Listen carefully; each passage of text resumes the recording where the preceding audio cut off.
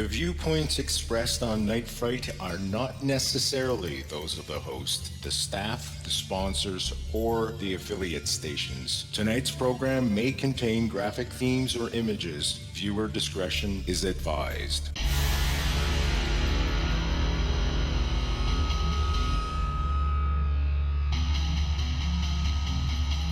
There is a time for question.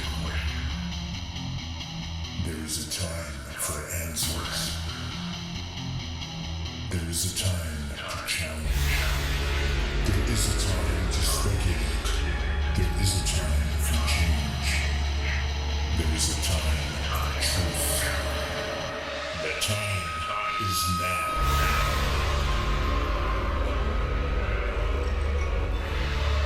Welcome to Night Fright, your voice in the dark for harmony and conspiracy.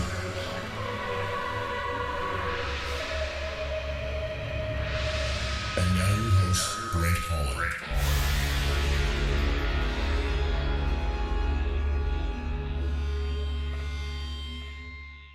Showtime! Welcome to the show. I'm Brent Holland, and welcome one and all to an explosive evening of breaking news. We're breaking a story tonight, folks, that nobody has ever heard before.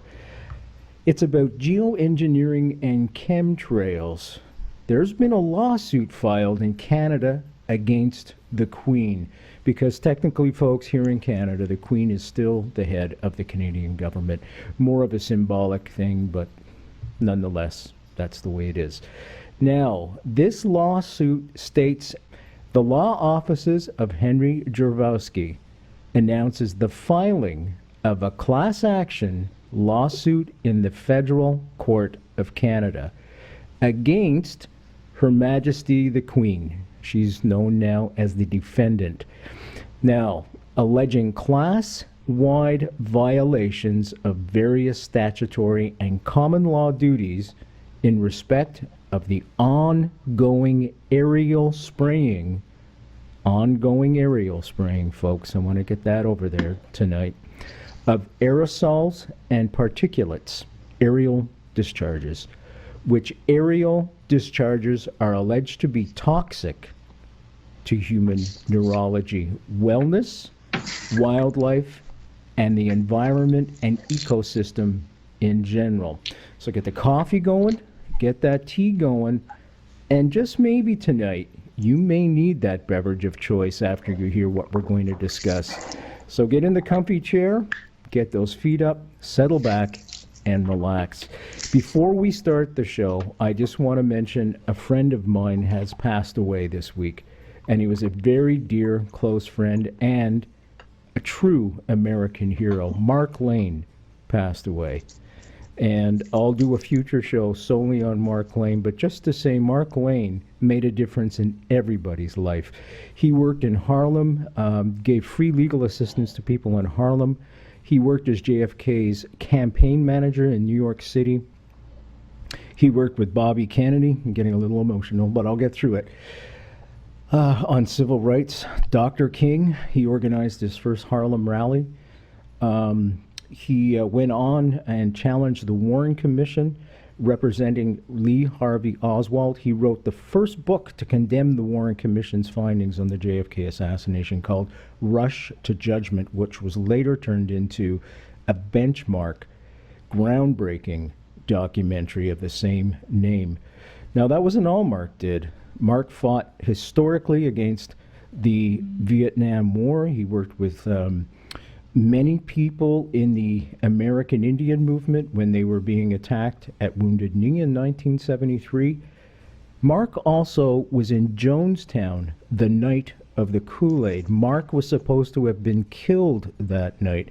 He was held at gunpoint, and when the fellow that was holding the gun that was supposed to assassinate him got distracted, Mark flew into the jungle that was right beside where he was standing. Now, Mark told me later that the main thing that upset him about that night was the fact that there was kids screaming, "Don't kill me, don't kill me," and there was nothing he could do. Mark was also a freedom rider. My favorite story about Mark went down on a freedom riding bus to Alabama, He got off the bus at a diner with the head of the NAACP, who was Percy Sutton at the time. They went to a counter. They sat down. Percy, of course, a black man, Mark, a white man, sat at a counter.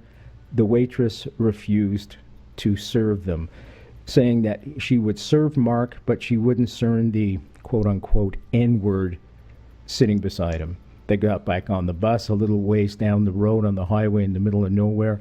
The KKK stopped it. On they came with all kinds of weapons, thugs holding guns, holding batons, all kinds of things to cause harm.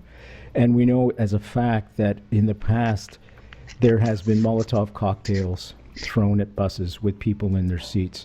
Mark looked at Percy, Percy looked at him, and Mark said, "Do you believe in nonviolence?" Percy said, "Not today." The two of them stood up, all over 6 feet, started hurling themselves down towards the KKK, who made a hasty retreat. The most important part of this I want to get across, especially to the young people who have grown up comfortably with an African American in the White House. Years later, Mark went down to the same diner. He sat at the diner. The waitress brought over a menu. Mark stared at the menu for a few seconds. The waitress said, "What would you like?"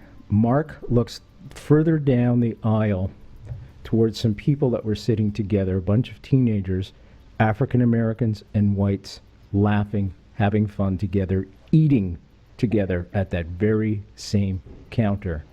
Mark was refused. Mark simply said to the waitress, "You've given me all I could ever have hoped for." That, folks, was my friend Mark Lane. Back to our subject tonight on the breaking news of a lawsuit against the Queen in Canada. I want to give you a little bit of history and context of how the government can't be trusted. What they've been capable of in the past, completely ignoring their own people's human rights and dignity. Now, I'm not talking about a tyrannical thugocracy in some third world country, or even the Nazis, but the red, white, and blue American government. You know, the good guys. They're supposed to be the good guys. Here are 3 examples, barbaric experiments on America's own people, documented. Tuskegee syphilis experiment, when the government took close to 400 African Americans infected with syphilis for a 40-year study. Most of those victims had no education. They were illiterate and impoverished and had no idea what was happening to them. The government lured them by offering them free medical care. They offered them free food and burial services. Thank you very much.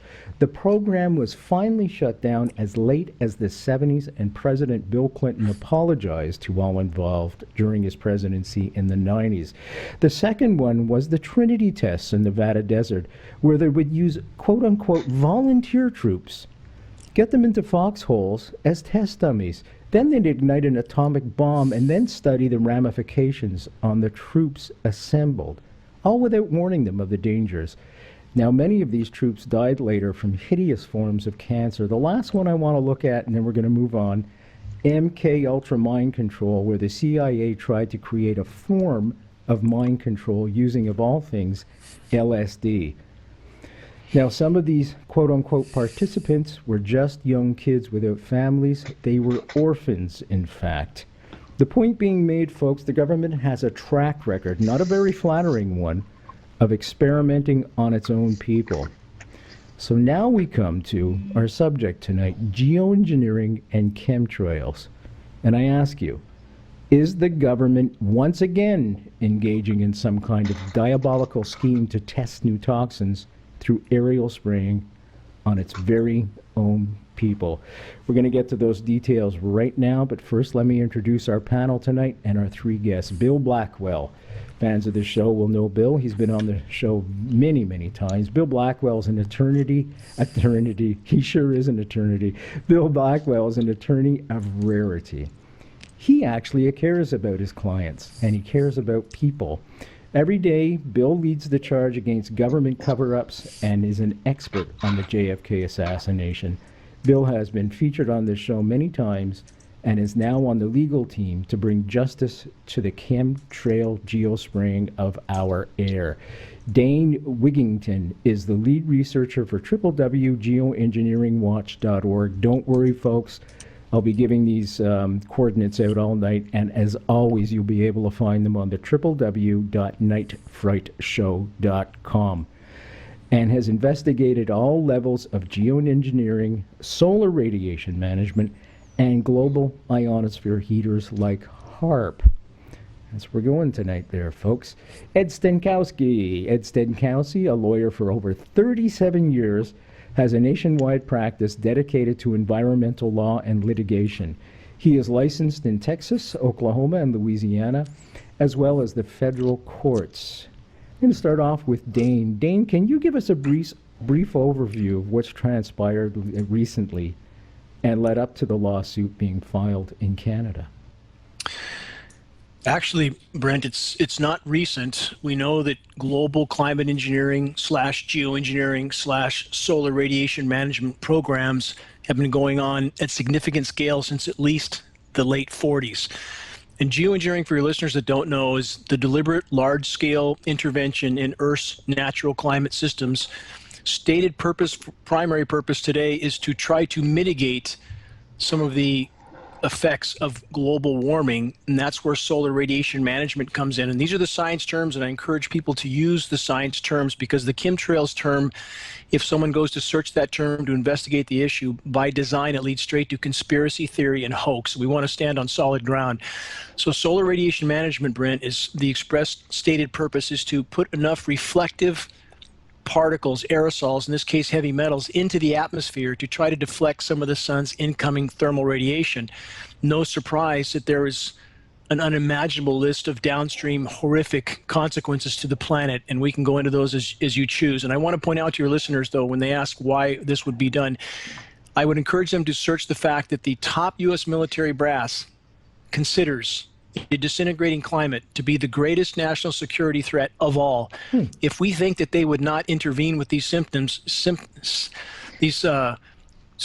the planet, that we would simply be foolish to believe that. And again, whatever a person's feeling is on climate change and the causes, I'm simply stating that this is the perception of the U.S. military, the climate disintegration, greatest national security threat of all. Encourage your listeners to investigate that fact and ask themselves if they really think that the U.S. military would not be intervening in these programs. When we have documents from the U.S. military, for example, called Owning the Weather, from the U.S. military, stating their desire to control the weather. And we have 750-page congressional documents, patents. We have mountains of historical data to prove these programs have been going on that long. Thank you, Dane. And I want to actually validate that, folks. Years ago, I was doing some research. I had some military folks come on, and we were talking about environmental change and global warming and things of that nature. And we got into the discussion of how much gas it required to move an Abrams tank and also a Humvee, and that they were now searching for alternate ways of being able to power those things, because it was just unsustainable in the battle. You were always waiting for the gas to catch up with the front line. So this is just an extension of that, and this is fact, folks. Let's move on, and we're going to go to Bill. Bill, how did you get involved with this? Good evening, Brent. Thanks for having me on the show again. I'm Skyping in from outside of Salt Lake City, so hopefully my connection is A-okay. Sounds good.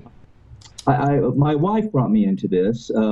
For your listeners, she had a show on Revolution Radio for a number of years, Angela Black, and she followed Dane at his website, had Dane on her show a number of times. At the time, I was immersed in everyday legal proceedings in Los Angeles, and so I really didn't have the time nor the inclination to get involved in this, and was skeptical because, and Ed will tell you this, as an attorney, you kind of look at things through a telescope. And we moved up to the Lake Tahoe area about 4 years ago, and every time we got in the car, she started yelling at pilots and airplanes that were flying over, and I just thought they were, regular contrails coming out of them and going across Lake Tahoe. And really, I thought she was kind of goofy, and I didn't even want to get in the car with her. We get into fights about this. And so she finally said, you know exactly what happened, or that the government was a part of the cover-up with President Kennedy in Dallas in November of '63. And so why don't you take a step back and start doing your homework about this, because this is real stuff. And so I started following Dane and his website, and got to meet Dane, and actually he was kind enough to invite me up to a conference in Reading last September, which was a packed auditorium. And I became aware that, this is real, and given the opportunity to go into court, and we are doing that with the evidence that we have, that we should very well be able to prove that this is going on. And so that's kind of how I got into this, and I'm very honored to be a part of this. And, okay, go ahead, Bill. I thought you were. And then I got to meet great people like Ed from Oregon. I call him Big Ed. And so marching down the path here, and we have great attorneys up in Canada that filed the action. And Ed will tell you that in about a week or 10 days, we're filing our 60-day notice against the government here in the United States, which will be preceded by a federal lawsuit being filed. Wow. That's we're going to get into that in just a few seconds, but I want to introduce Ed Schenkowski. Ed, can you tell us how you got involved? Yes, very simple. I married an activist. That'll do it. Is that a good thing or a bad thing? I'm thinking it's a good thing. You're on air right now. Answer correctly. Yeah, it's been heaven. She said there will never be a dull moment, I promise you. And her name's Catherine Anderson, and she's a wonderful landscape artist. And we met, I guess it was in the early part of 2001, 2000 in there. But she told me after we got together, we were living in Texas. She used to live in Napa, California, Napa Valley. It was sometime like in the late 90s, I think. She said she's in her hot tub looking up. And she started watching jets going back and forth in the sky, making a waffle grid.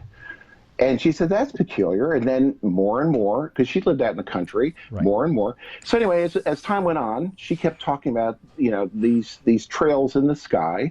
And we then moved up to Maine, and I lived on top of a mountain, and I would watch every Sunday morning at a certain time, a big jet would come across the sky there. And there's a trail, and they would turn it off, and they'd do a U-turn. They'd actually do a U-turn, same time, same schedule. And I thought, my God, it really is happening.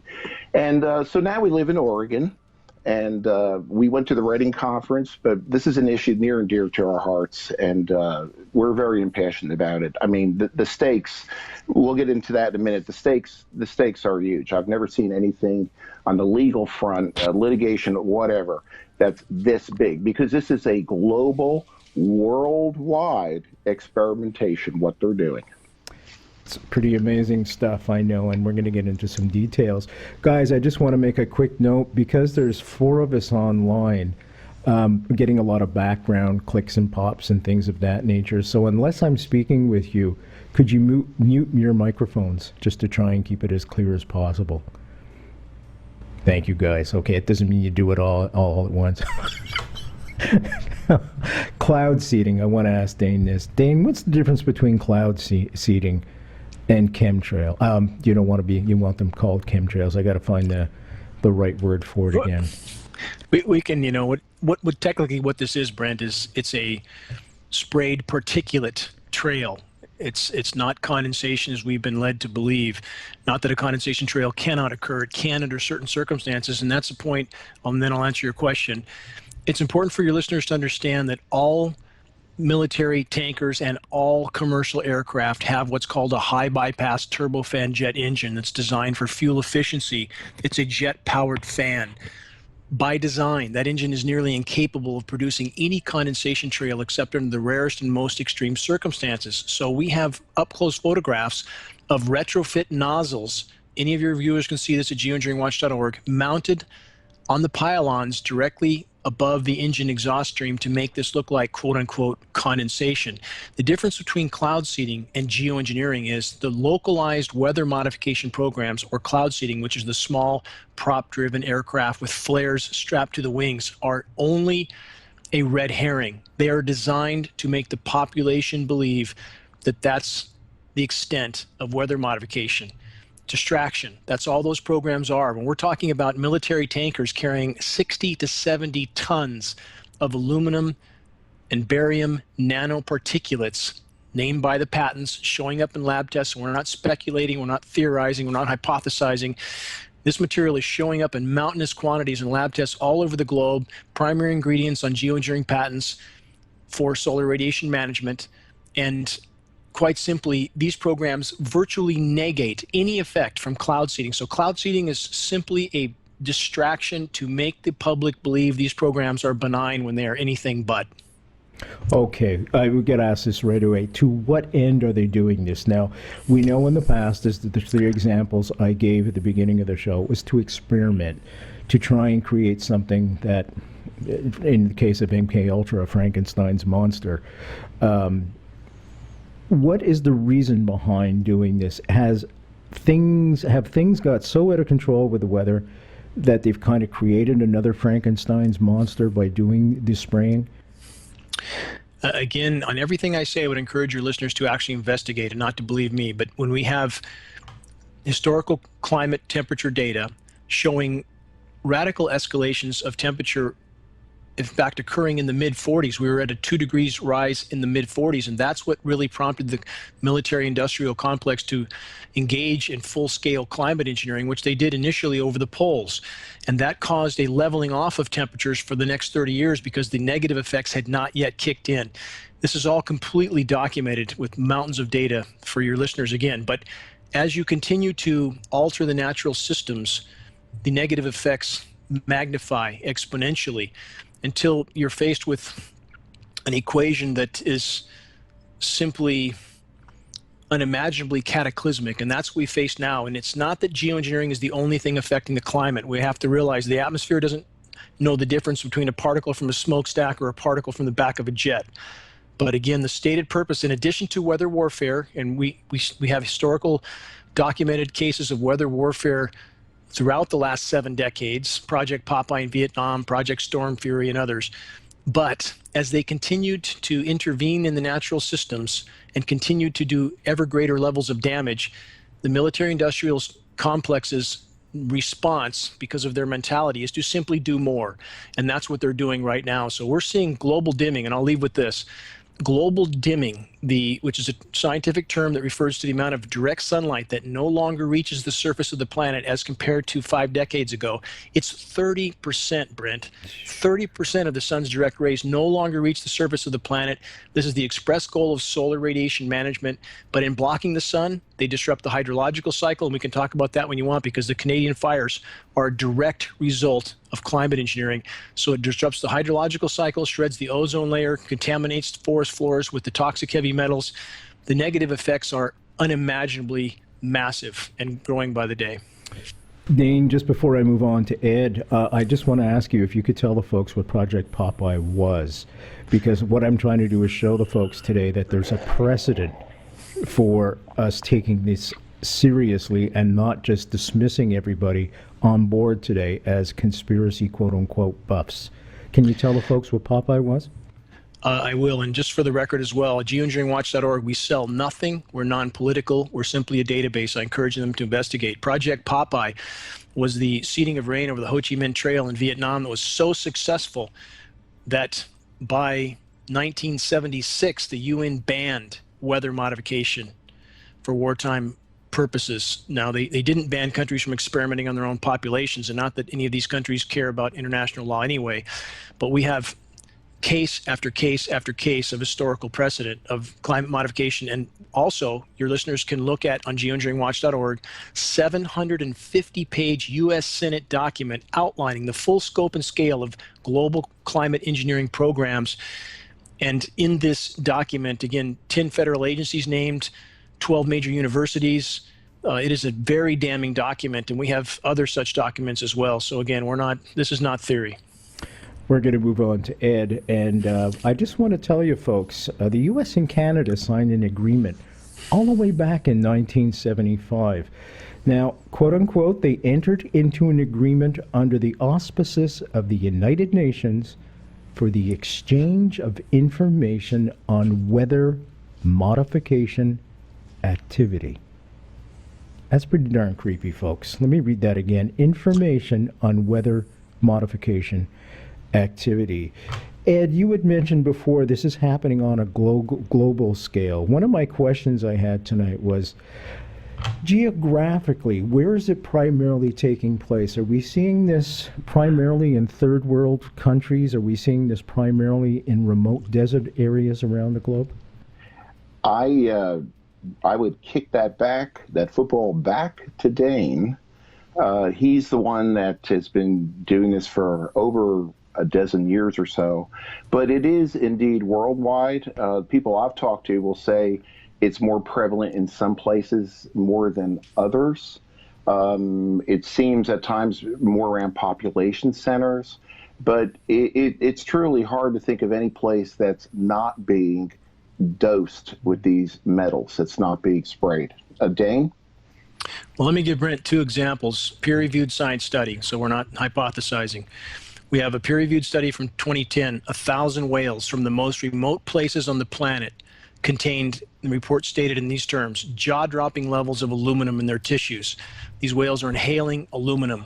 The bee die-off, which I'm sure you've heard about, but you probably haven't, or your listeners probably haven't heard about the fact that we now have peer-reviewed study to prove the bees are dying from massive aluminum exposure. And we knew this was the case because aside from farm chemicals being harmful, the bees were dying just as quickly 1,000 miles into the wilderness. We knew it was the climate engineering fallout, so there is absolutely nowhere to hide from these programs. And where you might see hotspots of activity, for example, there's a major engineered cool down going on in the U.S. right now. So we have snow falling in the eastern U.S. while we had last night all-time record high temperatures of nearly 80 degrees was the nighttime low in Florida. We have records being set, all-time records in Canada, Alaska, Asia, India, Britain, and somehow the eastern U.S., the most populated part of the U.S., is experiencing record cold, the only blue patch on a red world. So this can engineer public perception as well. So again, the epicenters of spraying depend greatly on whatever their particular agenda is at a particular time and where the moisture is located and how they've manipulated the system for whatever their goal is. Sounds to me like there's a huge cover-up going on right now concerning this on a global scale. Perhaps when the countries get together, either in the guise of the G7, G11, Commonwealth, that type of thing, that there's some behind-the-scenes action going on because they all realize it's cataclysmic and perhaps not irreversible, and that scares the bejesus out of me when I hear things of that nature happening. And that's what we're discussing tonight, folks. I want to go back to Bill. Bill, you're a very passionate guy, and you care a lot about people. Several months ago, you had gone down all dressed up, and you looked so good in your suit.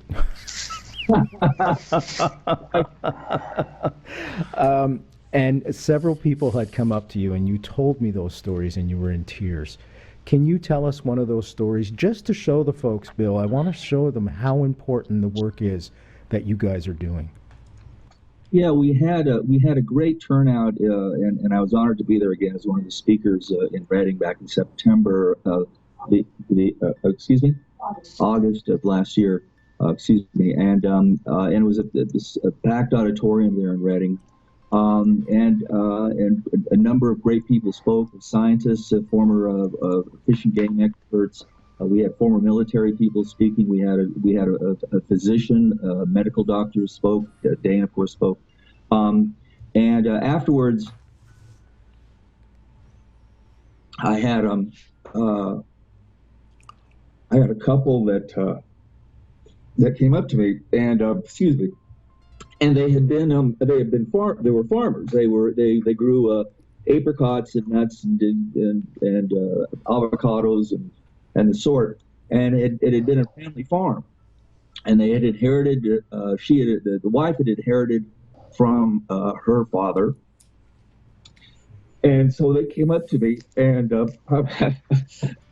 sorry about this. Anyway, and they were in tears, and they came up and said, "We're so thankful that somebody is trying to do something about this, because we noticed about 5 years ago our crop yield started to drop, and we thought, well, maybe the water was contaminated. We couldn't figure it out because it was so drastic, and we had the soil checked. They found that there was some aluminum in the soil, and it was all leading to, and they were unaware of aerosol spraying, and then they became more aware that this was what was going on, and they said, if this isn't corrected within the next 10 years, we're going to lose our farm. And so they were so happy that Dane was doing what he had the conference on, and that we had the legal team. We had just initiated the legal team, and so it was very touching. It's just common people just going about their business and had no idea that this was going on, and primarily is because the media doesn't talk about this, and so one of the reasons I'm aboard here, I don't have the environmental background that Ed does and that Dane does, and we've got James Grant, who's one of our lead attorneys down in Los Angeles that has been working with Ed to put this lawsuit together and the 60-day notice. So I'm aboard here to try and get this out to the media so that the average individual knows about it, because you can talk to 10 people a day about this, and 9 of them look at you cross-eyed like, what are you talking about? So that was very touching and evening that night, and they've come aboard, I believe, as one of the plaintiffs in this action against the government, because they want to see this stopped. Absolutely. Thank you so much for that, because I think it's essential that people understand there's a human factor to this, as indeed there is with all the discussion tonight. The JFK Assassination, the definitive book by Brent Holland. From inside the Oval Office to Daily Plaza, first-person witness accounts. Order yours right now. nightfrightshow.com. Dane had made mention, folks, of bumblebees disappearing en masse. I want to tell you there's now a black market opened up for bumblebees, so much so that a few weeks ago in Quebec, bumblebees were stolen off a bumblebee farm. I'm not kidding. It is now a commodity to be traded on the black market, bumblebees. That tells you something. That's alarming. Now, he also mentioned the fires that are happening in northern Alberta, Fort McMurray. God bless the people there. Are we indeed playing with fire? Now, let me read this. Stratospheric Particle Injection for Climate Engineering, or SPICE, was a United Kingdom government-funded geoengineering research project that aimed to assess the feasibility of injecting particles into the stratosphere from a tetherbed balloon for the purpose of solar radiation management. Now, the research led by Jim Haywood, supported by the SPICE program, shows, and this is Jim's own quote, large asymmetric stratospheric aerosol loadings concentrated in the northern hemisphere are a harbinger of saline drought, whereas those concentrated in the southern hemisphere induce a greening of the Sahel, which is particularly of concern for the impacts of geoengineering because the saline drought of the 1970s to the 1990s was one of the largest humanitarian disasters of the past 50 years. It caused up to 250,000 deaths, creating 10 million refugees. So are we playing with fire, Dane? Absolutely, no question. The single greatest programs of insanity initiated by the human race is global climate engineering, to play God with the weather. So in regard to the drought, the science is absolutely clear and not ambiguous. When you fill the atmosphere with particulates, there's too many condensation nuclei in addition to blocking direct sunlight, which is a major component of evaporation. You also thwart convection, which also slows wind and slows evaporation. So in regard to the droughts, there is no question the single greatest component is not climate change. I'm not disputing climate change isn't happening. I'm not disputing that there's not a great deal of factors. But in regard to the protracted droughts and the fires, geoengineering should carry the absolute bulk of that burden, period, because we know it's disrupting the hydrological cycle. The bioavailable metals, specifically aluminum, has radical effects on the root systems, causing the organisms to stop nutrient uptake, so they die a slow, protracted death. We know the particles in the atmosphere shred ozone, so we're seeing UV radiation levels, Brent, UVB specifically, that are absolutely unimaginably off the charts. We're seeing UVB levels 1,000%, 10 times higher than we're being told. So we can speculate as to whether, for example, the California drought, the Canadian heat and drought right now, whether that's just climate sacrifice zones or if there's some other agenda. We can speculate on that. But as far as them being directly related to climate engineering, no speculation whatsoever. Direct result.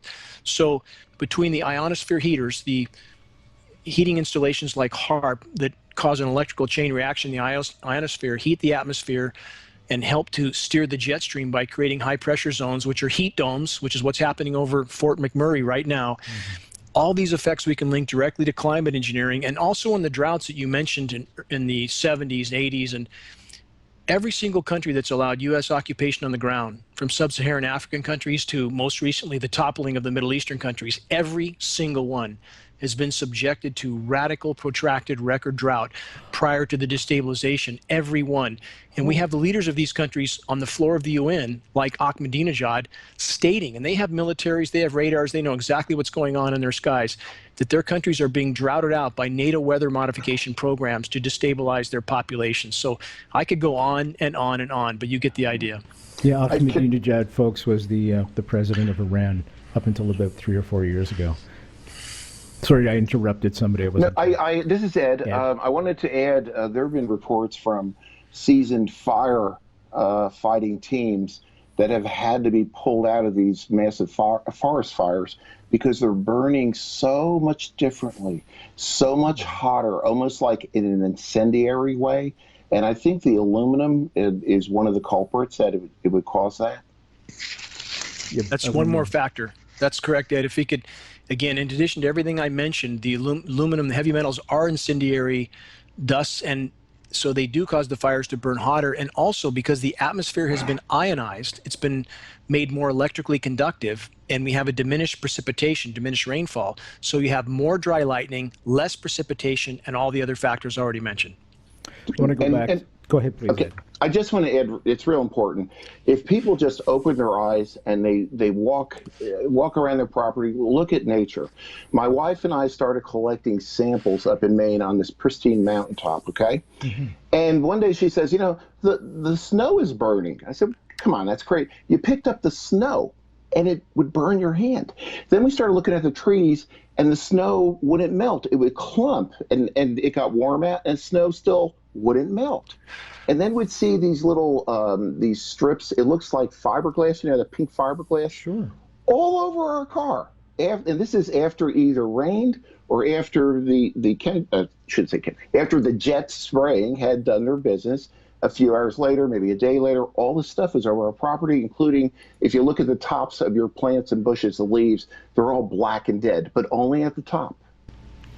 That's from the aluminum, I suspect. Now, Ed, I want to stay with you on this because when you're putting a lawsuit together, you're going up against a great big power with deep, deep pockets and all the reasons in the world to stop you. Is it important for you to gather as much human, what's the word I'm looking for, human illness, people that have become sick, as possible, and try and make that connection between the spraying and the human being? Yes, absolutely. The Canadian lawsuit alleges very personal health effects and impacts, including to the point of death and serious injury. We have cases, it's not uncommon, of blood poisoning, from aluminum. As I think I may have mentioned that when the spraying goes on, there's a lot of respiratory illness, a lot of coughing. I mean, I have friends located in the northern area of Shasta, California, et cetera. They say, yeah, here come the planes, and there it is, and everybody's coughing, burning eyes, or choking, headaches, can't think, can't focus. They stay indoors. They wait a day or two to come out, and then maybe it's better. I will say this with government, we're going up against a powerful force, but I do still think we do tell our government what to do. They're there to serve us. And I think we still have good people in government. It just takes a few good people to stand up and say and do the right thing and call this out. I think the reason they're getting away with this is our government compartmentalizes things, right? Right. You don't know the left hand from the right hand. Two reasons people don't speak out, and we wish more would come forward, is one, they think they're doing something patriotic. This is something good. This is something for the good of the nation's security, whatever. The other reason is they feel threatened. They've been warned. They're signing some kind of confidentiality or secrecy agreement. Mm-hmm. But I can tell you, no secrecy agreement gives any of them protection from jail time if they're committing a felony and participating in it. That's not a get out of jail card just because I was following orders. What's interesting about the Canadian lawsuit, and it may give the Canadian lawsuit an edge, if they can prove that there's been human illness caused to this spraying, because we have the Medicare system that is funded by the government, our taxes, they're always looking for ways to cut the Medicare system. If we can prove that the people that are suffering in Canada are utilizing the Medicare system to get better and causing, therefore, a drain on those funds, perhaps Canada will look at it more seriously and not dismiss it outright. Keep your fingers crossed. Yeah, absolutely. And, I've done quite a bit of Canadian law in connection with Canadian Council over the years because I represent companies that, they want good advice on how to obey and comply with these laws. Mm-hmm. You've got your CEPA, the Canadian Environmental Protection Act, of 1999. And this suit is centered around that. You got the Weather Modification Act in Canada. These activities, what they're doing, are illegal. You can't just go into, an airplane and start spraying. You've got to get governmental license. You got to get governmental permission. And Canada, they're very sharp, those folks. Environment Canada, I do a lot of that kind of work. They really take their job seriously. They're very dedicated. They would study this and assess it. They'd have public meetings and comments where people could show up and get information and debate these things. None of that is happening. This is a total end run around the democratic process. Total end run. I mean, what part of illegal, and we'll get into the American side of it, do people not understand?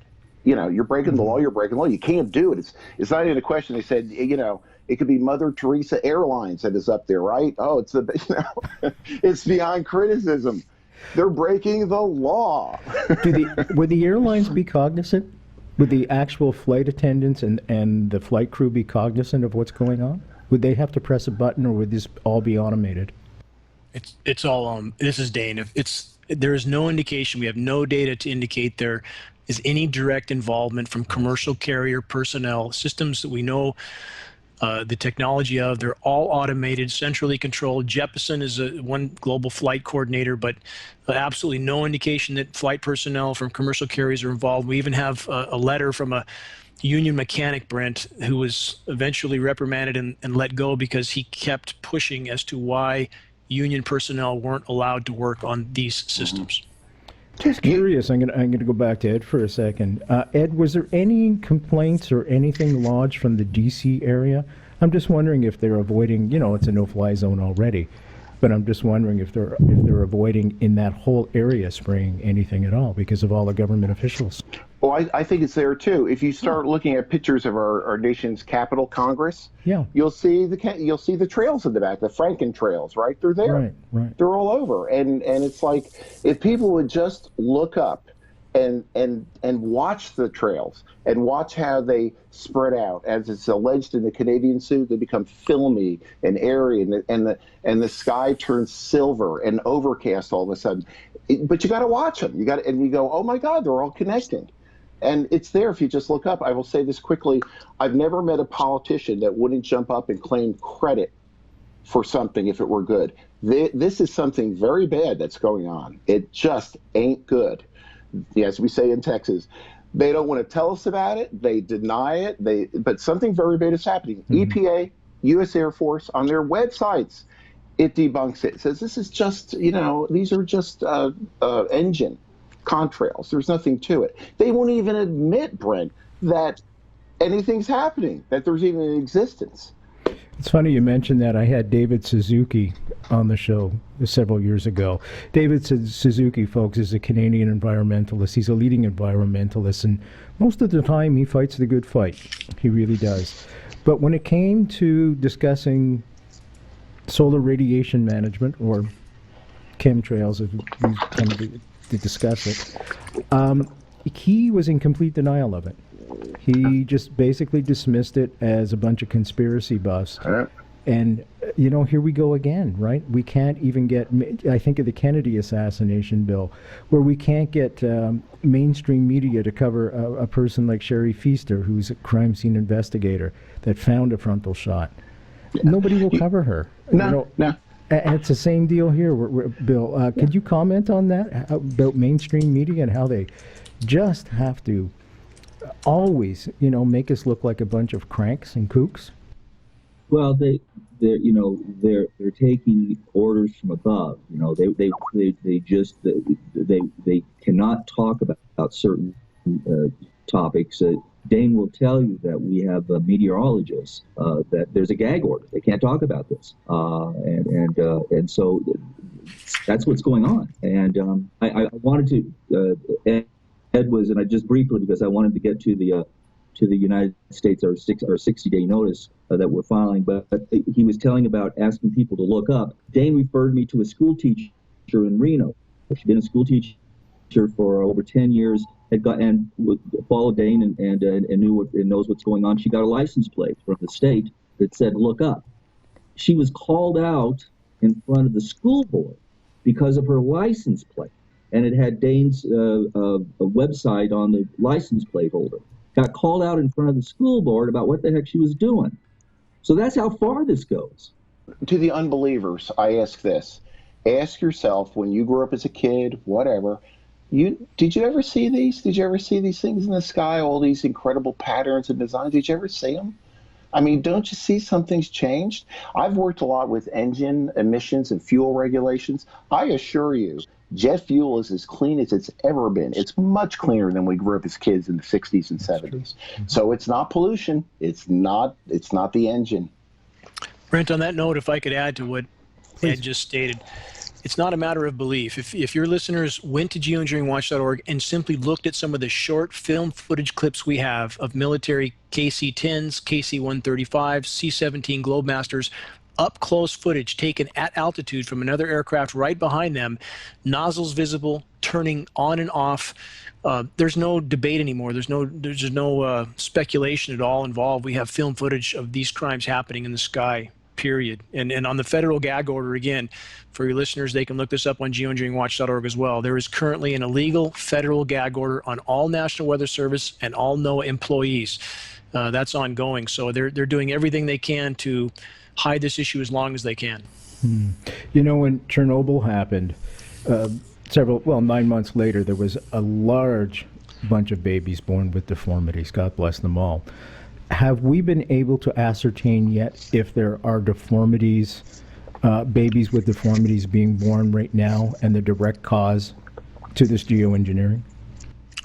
If I can answer that, we know from peer-reviewed study that these materials are endocrine disruptors. So we would expect genetic mutation. And just like we are seeing genetic mutation in the wilderness areas with some of the native foliage. So in the case of the human population, because the pollution level from so many sources is so great, it's like the 50-year chain smoker that dies of lung cancer. You can't prove conclusively that's what killed him, but this is a 2 + 2 = 4 equation, and mathematically speaking, there is no greater source, not even close, of atmospheric particulate saturation than climate engineering. And these are nanoparticulates, and the smaller the particulate, the more harmful they are for the human body. And we have internationally recognized neuroscientists like Dr. Russell Blaylock, an internationally award-winning neuroscientist, stating on the record that these particles from climate engineering are being absorbed through the nasal passages. They go straight into the bloodstream, where they adhere to cell receptors like a plaque across the blood-brain barrier. Now we see 1 in 3 seniors in the U.S. dies with Alzheimer's and/or dementia.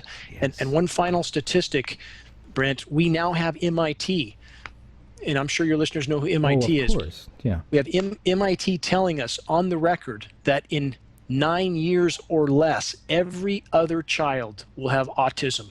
Connect that dot. And we have peer-reviewed study to prove aluminum causes autism, amongst other neurological diseases. So these dots all connect, everyone. Oh, this is alarming to me. Let me take it to the next level then. Is it possible that the military being involved may use this one day as a weapon, perhaps to control population? Are they not already? I mean, when we have a population that, aside from the weather modification purposes, the attempt to hide the disintegrating climate while making it worse at the same time, is not a sickened population that's firing on less neurons a lot easier to control? And again, I'm simply stating a simple fact. It's, whatever the agenda is with individuals in the military, we can only speculate, but does that not make a population easier to control? Now, I'm focused on the weather modification, i.e. weather warfare, geoengineering, solar radiation management aspects, but it doesn't negate the fact that what you just stated is a result. It is a result, period. Yeah, and let me add, Dane, you questioned, this is Ed, you questioned one of these researchers on geoengineering and proponents of it as to the health effects. And they say, oh, there's nothing bad. And then you asked, well, did you study it? No. Did you look into it? No. Okay, what Ed's speaking of, Brent, and I just sent you something on David Suzuki, by the way. There's a very damning, okay, that might give you more information. What Ed's referring to is the most internationally recognized geoengineer on the planet, Dr. David Keith. It's been on Stephen Colbert and a lot of other international shows. And at an international conference, I cornered him. One of the only 3 questions they allowed, I asked if there had been any human toxicological studies done, environmental toxicity. He initially tried to dodge the question by saying there's a lot of particulates in the atmosphere, this percentage more won't hurt. And when asked specifically, those particulates are not aluminum. How about aluminum? And this is on film. Your listeners can search Dane Wigington Geo and David Keith, and they'll find this short video. He backed up and said, let me be more careful. We haven't studied the toxicological effects. Could terrible things happen tomorrow? We don't know. What kind of a statement is that from the world's most recognized geoengineer? Alarming and ominous. And by the way, folks, all the links will be at the www.nightfrightshow.com website, as always. We've only got a few minutes left. Bill, I want to go back to you. What are the next steps? I know you're filing. It takes 6 months. Is that not correct? No, Ed and James Grant, the attorney down in Los Angeles, have been working diligently here for the last 60 days to put together a 60-day notice. I see. Against the various government agencies, and I want Ed to comment quickly on that. And following that 60-day notice, then the federal lawsuit is able to be filed in federal court. And if Ed, you could just comment on that real quickly so we can get you in. Yeah, it's a jurisdictional precondition. You first have to give notice of 60 days, which allows the agencies to get together with the polluters and agree on getting a permit and stopping the pollution and so forth. The lawsuit we will file is going to be under the Clean Water Act as well as the Safe Drinking Water Act. These violations actually are felonies, although this is not a criminal complaint. These are felonies, that ongoing felonies. It's simply put, if you don't have a federal, they call it NPDES, a federal water pollution discharge permit, it's illegal. And the spray that's coming from the aircraft is drifting down You know, gravity is gravity, and getting into all the water supplies, whether it's drinking water supplies, whether it's lakes and streams and rivers, and then it gets into the underground aquifers, and it's going into, you know, because you have a loop system. It's getting into the trees, the uptake, the roots, and aerial spray, and then it's getting to what we're drinking. So that's where the Safe Drinking Water Act kicks in. These pollutants are going through the water plants. Probably even, you know, it could be whether you bottle or you put it in the consumer's, you know, plumbing, it's going into the homes. And it's like, you know, if the thing is, people don't test, you know, they go, well, we don't know anything's wrong. Well, if you don't test for aluminum, you don't look for these things, of course it's getting by you. So Erin Brockovich led a charge several years ago in the 90s, a big charge. She was on the show talking about it several years ago, actually, now. Have you been in contact with her and her people? Has she got any opinion at all about this? We have, actually. This is Dane. We've tried hard to communicate with Erin. We know we've gotten messages through to her and one of her managers. So it seems like a lot of other people, Brent, this is simply the issue that's a little too hot, frightening for them as well. And that's why we're not seeing them involved. And on all your listeners, again, if at geoengineeringwatch.org, we sell nothing, we're non-political, they can research this issue in great depth and detail there with the documentation and film footage that we spoke about. And that's all we're trying to get people to do, is simply do an honest investigation without preconception. Okay, we've got a minute left. I'm going to give you all 20 seconds to wrap up each. Start with Bill. Well, again, I'm just honored to be a part of this. It's the most important thing I've ever been attached to. Dane is a very, very honorable person, as is Ed.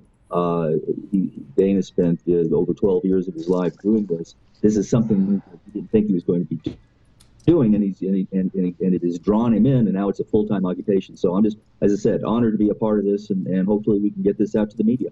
Dane. I would, again, ask that your listeners consider how important a part they can play in the greatest and most immediate threat faced by the human race, short of nuclear cataclysm, is the global climate engineering intervention with Earth's life support system. So please investigate the issue, help us to sound the alarm, help us to bring this issue to light. If we can bring it to light, the rest of the wheels will turn as the people participating and their families realize what they're a part of. I want to thank all three of you. I'm sorry, Ed, there's the music. I got to go.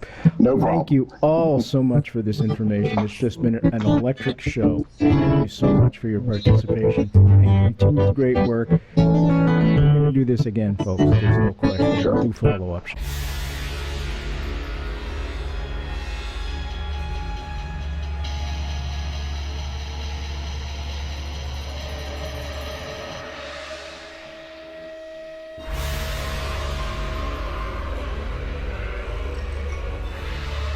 You're listening to Night Fright and your host, Brent Holland.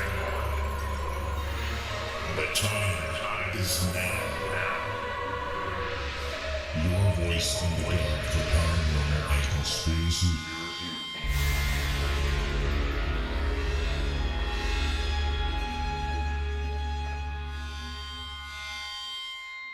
The JFK Assassination, the definitive book by Brent Holland.